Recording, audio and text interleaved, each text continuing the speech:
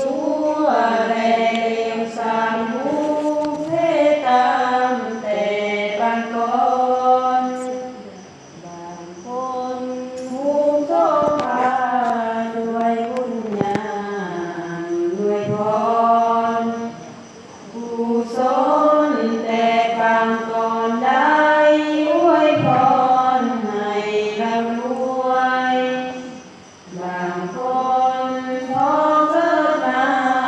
วาสนาบ่อำนวย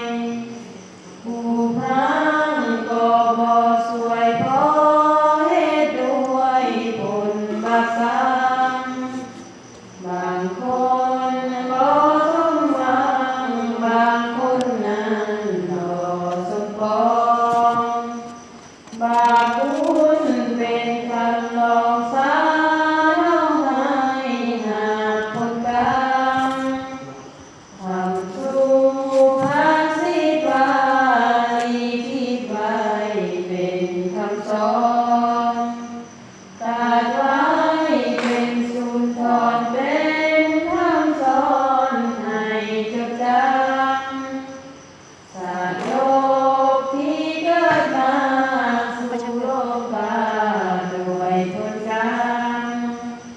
เหตุนั้นอย่ากระทำหยังทำชั่วตัวปีจงโลดละเลิกนี้จะสุขีสุวรรณิรันดร์จงโลดละเลิกนี้จะสุขีสุวรรณิรันดร์บุญจะหอมเหรอหอมอีกเลยเอาอีกก้อนนึงนะอ้าวเฮ้ยเลยมันไปอีกอย่างบุญมากเลย